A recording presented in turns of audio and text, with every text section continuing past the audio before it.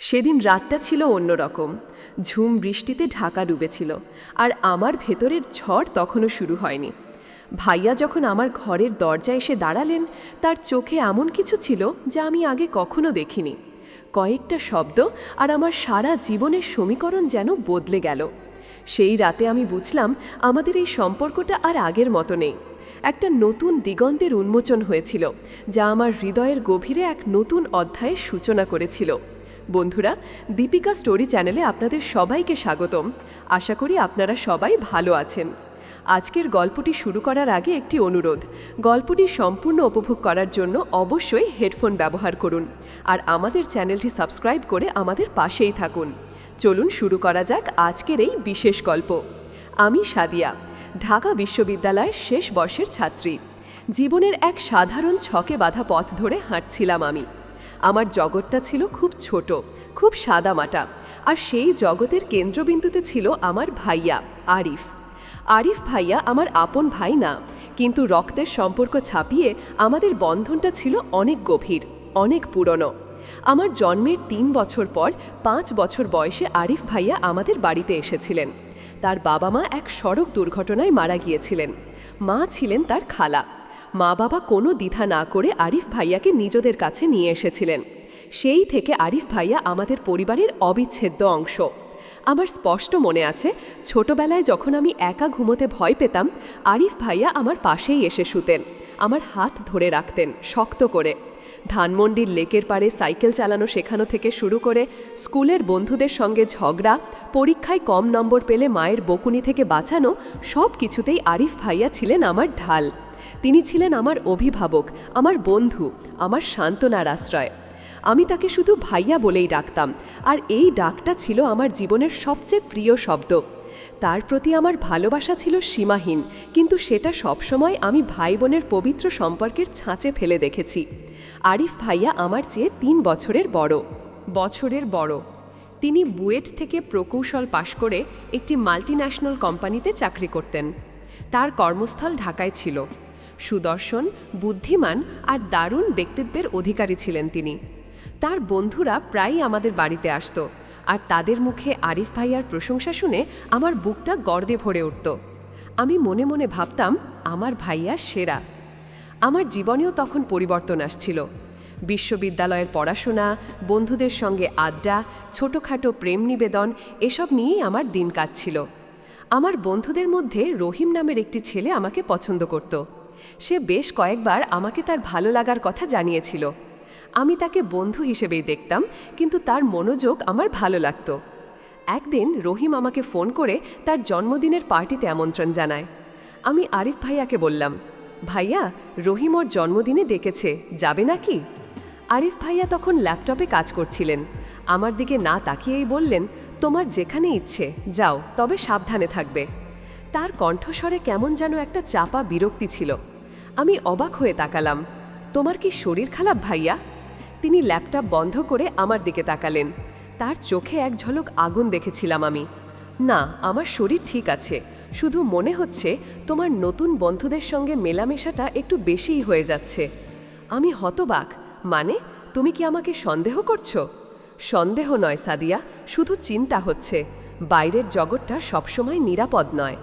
তার কণ্ঠস্বর এবার শান্ত হলেও চোখের গভীরতা আমাকে অস্থির করে তুলল। আমি সেদিন রহিমের পার্টিতে যাইনি। ভাইয়ার কথাকে সম্মান জানিয়েছিলাম, কিন্তু তার এই আচরণে আমি প্রথমবার একটা অদ্ভুত অস্বস্তি অনুভব করি। এ কেমন অভিভাবকত্ব! দিনগুলো যাচ্ছিল। আরিফ ভাইয়ার আচরণে সূক্ষ্ম কিছু পরিবর্তন আমার চোখে ধরা পড়ছিল। আগে যেখানে তিনি আমার সব কথা হাসি মুখে শুনতেন, এখন সেখানে মাঝে মাঝে তার মুখে বিরক্তির রেখা দেখা যেত, বিশেষ করে যখন আমি কোনো ছেলের কথা বলতাম। তার দৃষ্টি আমার ওপর যেন আরও গভীর হয়ে উঠছিল। যখন আমি কোনো নতুন পোশাক পরতাম, তিনি অনেকক্ষণ তাকিয়ে থাকতেন, তার চোখে এক ধরনের মুগ্ধতা। ফুটে উঠত, যা আগে আমি কখনো খেয়াল করিনি। আমি বিষয়গুলো এড়িয়ে যেতাম, ভাবতাম হয়তো অতিরিক্ত স্নেহ। গত বছর ঈদের ছুটিতে আমরা সপরিবারে চট্টগ্রাম গিয়েছিলাম। পতেঙ্গা সৈকতে সূর্যাস্তের সময় আমরা হেঁটে বেড়াচ্ছিলাম। আমি ঢেউয়ের সঙ্গে খেলা করছিলাম, আর আরিফ ভাইয়া আমার ছবি তুলছিলেন। হঠাৎ একটা বড় ঢেউ এসে আমাকে প্রায় ভাসিয়ে নিয়ে যাচ্ছিল। আমি ভারসাম্য হারিয়ে পড়ে যাচ্ছিলাম, আর ঠিক সেই মুহূর্তে আরিফ ভাইয়া এসে আমার হাত ধরে ফেললেন। তার বাহুতে আমি নিজেকে নিরাপদ অনুভব করলাম। আমরা দুজনেই বালিতে বসে পড়লাম। তার হাত তখনও আমার হাত ধরেছিল। আমি তার চোখে তাকিয়েছিলাম, আর সেই মুহূর্তে মনে হয়েছিল যেন সমুদ্রের সব গভীরতা তার চোখে এসে জমা হয়েছে। তার দৃষ্টিতে এমন কিছু ছিল যা আমাকে এক অজানা অনুভূতির জগতে ঠেলে দিচ্ছিল। আমার হৃৎপিণ্ড দ্রুত লয় হারাচ্ছিল। তিনি আমার দিকে তাকিয়ে ফিসফিস করে বললেন, সাদিয়া, তুমি কি জানো আমার জীবনে তুমি কতটা গুরুত্বপূর্ণ? আমি তখনও হাঁপাচ্ছিলাম, ভয়ে আর সেই অজানা অনুভূতির মিশ্রণে। জানি ভাইয়া, তুমি সবসময় আমার পাশে আছো। তিনি দীর্ঘশ্বাস ফেললেন। শুধু পাশে থাকা নয় সাদিয়া, তার চেয়েও বেশি। কথাটা শুনে আমি কেমন যেন অস্বস্তি বোধ করলাম। দ্রুত তার হাত থেকে নিজের হাত ছাড়িয়ে নিয়ে উঠে দাঁড়ালাম। চলো ভাইয়া, মা বাবা হয়তো খুঁজছেন। সেদিন রাতে আমার ঘুম আসেনি। সমুদ্রের ঢেউয়ের গর্জন আর আরিফ ভাইয়ার কথাগুলো আমার কানে বাজছিল। এই কেমন অনুভূতি, কেন আমার বুকটা এমন ধুককুপ করছিল? আমি নিজেকে বোঝানোর চেষ্টা করলাম, এটা স্বাভাবিক। ভাইয়া আমাকে ভালোবাসেন, তাই হয়তো এমনটা বলেছেন। এর বেশি কিছু নয়। আস্তে আস্তে আমার বিশ্ববিদ্যালয়ের পড়াশোনা শেষ হয়ে আসছিল। মা বাবা আমার বিয়ের জন্য পাত্র দেখা শুরু করলেন। তাদের ইচ্ছে আমি যেন দ্রুতই সংসারী হই। আমি নিজেও জানতাম একদিন আমাকে বিয়ে করে নিজের বাড়িতে যেতে হবে। কিন্তু যখন পাত্রপক্ষের ছবি আর বায়োডাটা দেখতে শুরু করলাম, তখন কেমন যেন একটা শূন্যতা অনুভব করতে লাগলাম। আমি কল্পনাও করতে পারছিলাম না আমার জীবন থেকে আরিফ ভাইয়াকে বাদ দিয়ে। তিনি তো আমার জীবনের অবিচ্ছেদ্য অংশ। একদিন মা রাজশাহী থেকে আসা এক পাত্রের কথা বললেন। ছেলে সরকারি চাকুরিজীবী, নাম তানভীর। দেখতে শুনতে ভালো, উচ্চশিক্ষিত, সচ্ছল পরিবার। মা বাবা খুব পছন্দ করেছেন। তানভীরের পরিবার ঢাকায় এসে আমাদের দেখতে চাইল। আমি আরিফ ভাইয়াকে গিয়ে বললাম, ভাইয়া, মা বাবা তানভীর নামের এক ছেলের সঙ্গে আমার বিয়ের কথা ভাবছেন, তুমি কি বলো? আরিফ ভাইয়া তখন সোফায় বসে বই পড়ছিলেন। আমার কথা শুনে তার মুখটা ফ্যাকাশে হয়ে গেল। বইটা ধপ করে তার হাত থেকে পড়ে গেল। বিয়ে এত দ্রুত? হ্যাঁ, মা বাবা চাইছেন। তুমি কি ভাবছো? আমি তার কাছ থেকে একটা ইতিবাচক উত্তর আশা করছিলাম, যেমনটা তিনি সব সময় দেন। তিনি উঠে দাঁড়ালেন, অস্থিরভাবে ঘরের মধ্যে পায়চারি করতে লাগলেন। কি ভাবছি? আমি জানি না। তুমি কি তাকে পছন্দ করেছো? আমি এখনো দেখিনি। মা বাবা দেখে শোনার দিন ঠিক করছেন। দেখে শোনার দিন? সাদিয়া, তুমি কি সত্যিই প্রস্তুত? তোমার তো সবে পড়াশোনা শেষ হলো। তার কণ্ঠে একটা চাপা উদ্বেগ ছিল, যা আমার কাছে তখনও শুধু বায়ুসুলভ চিন্তাই মনে হয়েছিল। আমি তাকে আশ্বস্ত করলাম, চিন্তা করো না ভাইয়া, সব ঠিক হয়ে যাবে। কিন্তু তার চোখ দেখে মনে হচ্ছিল কিছুই ঠিক নেই। তিনি সেদিন রাতে আমার সঙ্গে আর কোনো কথা বললেন না। তার মুখে কেমন যেন একটা গভীর বিষাদের ছায়া নেমে এসেছিল। সেই রাতের কথা আমি কখনোই ভুলব না। তানভীরের পরিবার পরের দিনই আমাদের বাড়িতে আসার কথা ছিল। সেদিন সন্ধ্যা থেকে ঝুম বৃষ্টি শুরু হয়েছিল ঢাকায়। আকাশ ভেঙে বৃষ্টি পড়ছিল, যেন আকাশ কাঁদছিল। বিদ্যুৎ চলে গিয়েছিল অনেক আগেই। লোডশেডিংয়ের কারণে পুরো এলাকা ছিল অন্ধকার। জেনারেটরের হালকা আলোয় আমাদের বাড়িটা অদ্ভুত নীরবতায় ডুবেছিল। আমি আমার ঘরে জানালার পাশে বসে বৃষ্টির দিকে তাকিয়েছিলাম। আমার মনটা ছিল অস্থির। তানভীরকে দেখার কথা ভাবতেই আমার ভেতরে এক অজানা অস্বস্তি হচ্ছিল। আমি কি তাকে পছন্দ করতে পারবো? আমার জীবনের এই এত বড় সিদ্ধান্তটা আমি কিভাবে নেব? আর আরিফ ভাইয়া, তিনি আজ সারা দিন আমার সঙ্গে কোনো কথা বলেননি। তার এই নীরবতা আমাকে আরও বেশি কষ্ট দিচ্ছিল। আমার মনে হচ্ছিল তিনি হয়তো আমার থেকে দূরে সরে যাচ্ছেন। হঠাৎ আমার দরজায় মৃদু টোকা পড়ল। আমি ভাবলাম, মা, ভেতরে এসো মা। দরজা খুলে গেল। জেনারেটরের ম্লান আলোয় আমি দেখলাম আরিফ ভাইয়া দাঁড়িয়ে আছেন। তার চুল ভেজা, জামা কাপড়ও কিছুটা ভেজা। মনে হলো তিনি বৃষ্টিতে ভিজে এসেছেন। তার চোখে মুখে ছিল এক গভীর যন্ত্রণা, যা আমি আগে কখনো দেখিনি। ভাইয়া, তুমি বৃষ্টিতে ভিজেছ? কোথায় ছিলে? আমি উদ্বিগ্ন হয়ে জিজ্ঞেস করলাম। তিনি আমার দিকে এক পা এগিয়ে এলেন। তার চোখ দুটোতে তখনও সেই সমুদ্রের গভীরতা। সাদিয়া, তোমার সঙ্গে আমার কিছু কথা আছে।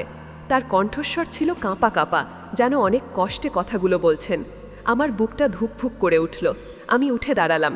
কি হয়েছে ভাইয়া, তুমি এমন করছো কেন? তিনি আরও কাছে এলেন, ঠিক আমার সামনে। তার চোখে চোখ রেখে তিনি বললেন, সাদিয়া, তুমি কি সত্যিই তানভীরকে বিয়ে করতে চাও? তার প্রশ্নটা শুনে আমি থমকে গেলাম। আমি আমি জানি না ভাইয়া, মা বাবা খুব পছন্দ করেছেন, আমার কি করার আছে? তিনি আমার হাত ধরলেন। তার হাত ঠান্ডা আর ভেজা ছিল। তোমার কি করার আছে? তোমার মন কি বলছে সাদিয়া? তুমি কি সত্যিই তাকে জীবনসঙ্গী হিসাবে মেনে নিতে পারবে? আমি তার চোখে তাকিয়েছিলাম। তার চোখ দুটোতে তখনও যন্ত্রণা। ভাইয়া, তুমি এমন করছো কেন? আমার ভয় লাগছে। তিনি আমার হাত আরও শক্ত করে ধরলেন। তার চোখে জল চিকচিক করছিল। আমি তোমার জন্য সব কিছু করতে পারি সাদিয়া, বিশ্বাস করো, সব কিছু। তোমার এক ফোঁটা চোখের জল, তোমার সামান্য কষ্ট আমি সইতে পারি না। তার কণ্ঠস্বর ভেঙে যাচ্ছিল। আমি তোমাকে হারাতে পারবো না সাদিয়া, ভাই হিসাবে নয়, একজন পুরুষ হিসাবে আমি তোমাকে ভালোবাসি। আমি তোমাকে আমার জীবন সঙ্গিনী হিসাবে দেখতে চাই। কথাগুলো শুনে আমার পৃথিবীটা যেন থমকে গেল।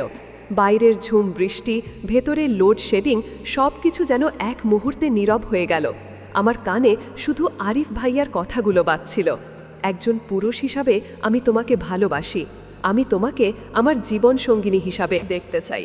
আমার সারা শরীর কাঁপছিল। এটা কি বলছেন আরিফ ভাইয়া? তিনি তো আমার ভাইয়া। আমি তার হাত থেকে নিজের হাত ছাড়িয়ে নিলাম। এ কি বলছো ভাইয়া? তুমি তো আমার ভাই। তার চোখ দুটোতে তখনও গভীর আবেগ। আমি জানি সাদিয়া, আমি জানি, কিন্তু আমি তোমার আপন ভাই নই, আমি তোমার খালাতো ভাই। যখন থেকে আমি তোমার বাড়িতে এসেছি, তোমাকে দেখেছি, তখন থেকেই আমি তোমাকে ভালোবেসেছি। এই ভালোবাসা ভাই বোনের সম্পর্ককে ছাপিয়ে গেছে। আমি চেষ্টা করেছি এই অনুভূতিকে লুকিয়ে রাখতে, কিন্তু আর পারছি না। তোমার বিয়ের কথা শুনে আমার মনে হচ্ছে আমার পৃথিবীটা ভেঙে যাচ্ছে। আমি দেয়ালের সঙ্গে পিঠ ঠেকিয়ে দাঁড়িয়েছিলাম। আমার ভেতরে তখন এক অদ্ভুত যুদ্ধ চলছিল। একদিকে আমার দীর্ঘদিনের বিশ্বাস, আরিফ ভাইয়া আমার ভাই, অন্যদিকে তার গভীর চোখের চাহনি আর তার ভালোবাসার স্বীকারোক্তি। আমার মনে পড়ছিল ছোটবেলার সব স্মৃতি, তার যত্ন, তার স্নেহ, তার প্রোটেক্টিভনেস। সেগুলো কি শুধু ভাইসুলভ ছিল, নাকি এর পেছনে ছিল আরও গভীর কিছু? চট্টগ্রাম সমুদ্র সৈকতে তার সেই গভীর দৃষ্টি, তার সেই কথা, আমার জীবনে তুমি কতটা গুরুত্বপূর্ণ, সব কিছু যেন নতুন করে আমার চোখের সামনে ভেসে উঠল। আর রহিমের ব্যাপারে তার সেই বিরক্তি, সেটাও কি ভালোবাসারই বহিঃপ্রকাশ ছিল? আমার হৃৎপিণ্ড দ্রুত তালে বাজছিল। আমি আরিফ ভাইয়ার দিকে তাকালাম। তার চোখে ছিল এক অদ্ভুত অসহায়ত্ব আর একই সঙ্গে এক দৃঢ় সংকল্প। তিনি আমার উত্তরের অপেক্ষায় ছিলেন। সেই মুহূর্তে আমার মনে হলো আমার জীবনের গতিপথ সম্পূর্ণ বদলে গেছে। এই সম্পর্কটা আর আগের মতো নেই। সেই রাতে আমার ঘুম আসেনি। সারা রাত আমি বিছানায় এপাশ ওপাশ করেছি। আরিফ ভাইয়ার কথাগুলো আমার কানে বাজছিল। আমি তার ভালোবাসা অনুভব করতে পারছিলাম। ছোটবেলা থেকে যে মানুষটি আমার সব কিছু ছিল, তাকে আমি কি শুধু ভাই হিসেবেই দেখেছি, নাকি আমার অবচেতন মনে আমিও তার প্রতি একটা ভিন্ন অনুভূতি পুষে রেখেছিলাম? আমার মনের গভীরে তলিয়ে গিয়ে আমি আবিষ্কার করলাম, আমি যখনই কোনো বিপদে পড়েছি, আরিফ ভাইয়াকেই পাশে চেয়েছি। যখনই কোনো খুশির খবর পেয়েছি, সবার আগে তাকেই জানাতে চেয়েছি। তার উপস্থিতি আমাকে সবসময় স্বস্তি দিত, তার অনুপস্থিতি আমাকে শূন্য করে দিত। এ কি শুধুই ভাই বোনের সম্পর্ক? না, এটা তার চেয়েও বেশি কিছু। এটা ভালোবাসা। আমি তাকে ভালোবাসতাম, কিন্তু এই সত্যটা এতদিন আমি নিজের কাছেও স্বীকার করিনি। সমাজের ভয়ে, সম্পর্কের বেড়াজালে নিজেকে আটকে রেখেছিলাম। পরের দিন সকাল, তানভীরের পরিবার আসবে। আমার মনের মধ্যে তখনও ঝড়। আমি উঠে ফ্রেশ হয়ে নিচে নামলাম। আরিফ ভাইয়া ড্রয়িং রুমে বসেছিলেন। আমাকে দেখেই উঠে দাঁড়ালেন। তার মুখে তখনও সেই বিষাদের ছায়া। সাদিয়া, তুমি কি কিছু ভেবেছ? আমি তার দিকে তাকালাম। হ্যাঁ, ভেবেছি। মা বাবা তখনও ঘুম থেকে ওঠেননি। আমি আরিফ ভাইয়ার সামনে গিয়ে দাঁড়ালাম। ভাইয়া, কাল রাতে তুমি যা বলেছ তা কি সত্যি? তার চোখে এক ঝলক আশা। একদম সত্যি সাদিয়া, আমার জীবনের সবচেয়ে সত্যি কথা। তুমি কি আমাকে সারা জীবন এভাবেই ভালোবাসবে? জীবনের শেষ নিঃশ্বাস পর্যন্ত। আমি দীর্ঘশ্বাস ফেললাম। আমার মনে তখন কোনো দ্বিধা ছিল না। আমারও মনে হয় আমি তোমাকে ভালোবাসি ভাইয়া, হয়তো আমি এতদিন বুঝতে পারিনি বা বুঝতে চাইনি। আরিফ ভাইয়ার চোখে জল এসে গেল। তিনি আমার হাত ধরলেন। সাদিয়া, কিন্তু মা বাবা, সমাজ, তারা কি মেনে নেবে? আমার কণ্ঠে সংশয়। আমরা তাদের বোঝাবো, আমরা সব প্রতিকূলতা জয় করব, শুধু তুমি আমার পাশে থেকো সাদিয়া। তানভীরের পরিবার এলো, আমি তাদের সঙ্গে দেখা করলাম। তানভীরকে দেখে আমার খারাপ লাগছিল। সে ভালো ছেলে, কিন্তু আমার হৃদয় তখন অন্য কারোর জন্য কাঁদছিল। দুপুরে খাওয়ার পর মা আমাকে তানভীরের সঙ্গে কথা বলতে বললেন। আমি তানভীরের সঙ্গে পাশের ঘরে গেলাম। তানভীর ভাইয়া, আমি দুঃখিত, আমি আপনাকে বিয়ে করতে পারবো না। তানভীর অবাক হলেন। কেন, কোনো সমস্যা? না, সমস্যা আমার দিক থেকে, আমার জীবনে অন্য কেউ আছে। তানভীর ভদ্রভাবে বললেন, আমি বুঝতে পারছি, ধন্যবাদ আমাকে সরাসরি বলার জন্য। আমি যখন মা বাবাকে বললাম যে আমি তানভীরকে বিয়ে করব না, তারা স্তম্ভিত হয়ে গেলেন। মা, কেন সাদিয়া, ছেলেটা তো খুব ভালো, কি হয়েছে? মা, আমি আপনাকে কিছু বলতে চাই। আমি তাদের সব কিছু খুলে বললাম। আরিফ ভাইয়ার প্রতি আমার অনুভূতি, তার প্রতি আমার ভালোবাসা। মা বাবা প্রথমে বিশ্বাসই করতে পারছিলেন না। বাবা, এই কি বলছো সাদিয়া? আরিফ তোমার ভাই, এ সম্পর্ক কি সম্ভব? মা, হ্যাঁ, সে আমাদের ছেলে, এ কেমন কথা? তারা খুব রেগে গেলেন, কষ্ট পেলেন। তাদের চোখে ছিল অবিশ্বাস আর বেদনা। আরিফ ভাইয়াও তখন সেখানে এলেন। আরিফ ভাইয়া, আঙ্কেল আন্টি, আমি জানি এটা আপনাদের জন্য কতটা কঠিন, কিন্তু সাদিয়া আমার আপন বোন নয়। আমি তাকে ছোটবেলা থেকেই ভালোবাসি। আমি তাকে কখনো বোনের চোখে দেখিনি। আমি আপনাদের কাছে সাদিয়াকে চাইছি। আমি তাকে সারা জীবন সুখে রাখব। আমি আপনাদের মতোই তাকে ভালোবাসব, যত্ন করব। বাবা, আরিফ, তুমি এসব কি বলছো? তুমি আমার ছেলের মতো। এ সম্পর্ক সমাজ মেনে নেবে না, লোকে কি বলবে? মা, আমরা এতদিন তোমাকে নিজেদের ছেলে হিসাবে বড় করেছি, আর তুমি? তাদের কষ্ট দেখে আমার বুক ফেটে যাচ্ছিল, কিন্তু আমি জানতাম আমি যা করছি তা আমার হৃদয়ের কথা। পরের কয়েকটা দিন আমাদের বাড়িতে একটা থমথমে পরিবেশ বিরাজ করছিল। মা বাবা আরিফ ভাইয়ার সঙ্গে কথা বলছিলেন না। আমার সঙ্গেও তাদের দূরত্ব তৈরি হয়েছিল। আরিফ ভাইয়া বারবার তাদের বোঝানোর চেষ্টা করছিলেন, কিন্তু তারা কিছুতেই মানতে চাইছিলেন না। একদিন আমার খালা, যিনি আরিফ ভাইয়ার আপন মাসি হন, তিনি আমাদের বাড়িতে এলেন। মা তাকে সব ঘটনা বললেন। খালা প্রথমে একটু অবাক হলেও পরে তিনি মা বাবাকে বোঝাতে লাগলেন। আপা, আরিফ তো সাদিয়ার আপন ভাই নয়, তাদের মধ্যে রক্তের সম্পর্ক নেই। যদি তারা একে অপরকে ভালোবাসে আর সমাজের কোনো ক্ষতি না হয়, তাহলে কেন তাদের সম্পর্ককে এভাবে আটকে রাখা? আরিফ তো ছোটবেলা থেকেই আপনাদের কাছে মানুষ, আপনারা তাকে চেনেন, সে সাদিয়ার কখনো খারাপ চাইবে না। খালা আরও বললেন, ভালোবাসা তো কোনো নিয়ম মানে না, ওরা যদি সত্যিই সুখী হয় সেটাই তো আমাদের আসল চাওয়া। খালার কথাগুলো মা বাবার মনে একটু হলেও প্রভাব ফেলল। তারা আরিফ ভাইয়ার সততা আর আমার দৃঢ়তা দেখতে পাচ্ছিলেন। তারা জানতেন আরিফ কতটা ভালো ছেলে, কতটা দায়িত্বশীল। তারা এটাও জানতেন আমি কতটা জেদি। আমার চোখে আরিফের জন্য যে গভীর ভালোবাসা ছিল তা তারা হয়তো এড়িয়ে যেতে পারছিলেন না। কয়েক সপ্তাহ পর একদিন বাবা আরিফ ভাইয়াকে ডেকে পাঠালেন। আরিফ, তুমি কি সাদিয়ার দায়িত্ব নিতে পারবে? তাকে সারা জীবন খুশি রাখতে পারবে? আরিফ ভাইয়া বাবার পায়ের কাছে বসে পড়লেন। আঙ্কেল, আমি আপনাদের কথা দিচ্ছি, আমি সাদিয়ার কোনো কষ্ট হতে দেব না। আপনাদের যেমন দেখভাল করি তাকেও তেমন যত্নে রাখব। আমি আপনাদের ছেলে হয়েই থাকতে চাই, আপনাদের জামাই হিসেবে। বাবার চোখে জল এসে গেল। তিনি আরিফ ভাইয়াকে বুকে জড়িয়ে ধরলেন। আমার ভুল হয়েছে বাবা, আমি তোমাদের ভালোবাসাকে বুঝতে পারিনি। মাও তখন এসে আমাদের তিনজনকে জড়িয়ে ধরলেন। সেই মুহূর্তে আমার মনে হলো আমার জীবন পরিপূর্ণ হয়ে গেছে। সেই রাতে আর বিদ্যুৎ ছিল না, তবে আমার জীবনে যে নতুন আলো এসেছিল তা ছিল ঝলমলে। আরিফ ভাইয়া আর আমি একে অপরের হাত ধরে ছাদে গিয়েছিলাম। আকাশের মেঘ তখনও পুরোপুরি কাটেনি। আবছা চাঁদ আর তারাদের আলোয় আরিফ ভাইয়া আমার দিকে তাকিয়ে হাসলেন। সেই রাতটা সাদিয়া আমার জীবনের সবচেয়ে গুরুত্বপূর্ণ রাত ছিল। আমি তার কাঁধে মাথা রাখলাম। আমারও ভাইয়া, সেই রাতেই আমি বুঝেছিলাম আমার জীবনের সত্যিকারের পথ কোনটা। সেই রাতেই আমাদের এই সম্পর্কটা ভাই বোনের গণ্ডি পেরিয়ে এক নতুন দিগন্তে পা রেখেছিল। আমাদের ভালোবাসার গল্পটা হয়তো একটু অন্যরকম, একটু নাটকীয়, কিন্তু এটা আমাদের নিজেদের গল্প, যেখানে রক্তের সম্পর্ক নয়, হৃদয়ের বাঁধনই আসল। সেই রাতটা সত্যিই আমার জীবনের সবচেয়ে গুরুত্বপূর্ণ রাত ছিল, কারণ সেই রাতেই আমি আমার ভালোবাসাকে খুঁজে পেয়েছিলাম। বন্ধুরা, আজকের গল্পটি আপনাদের কেমন লাগলো তা অবশ্যই কমেন্ট করে জানাবেন। গল্পটি ভালো লাগলে একটি লাইক দিতে ভুলবেন না। আর এমন আরও নতুন নতুন গল্প শুনতে চাইলে দীপিকা স্টোরি চ্যানেলটি সাবস্ক্রাইব করে আমাদের সঙ্গেই থাকুন। ধন্যবাদ।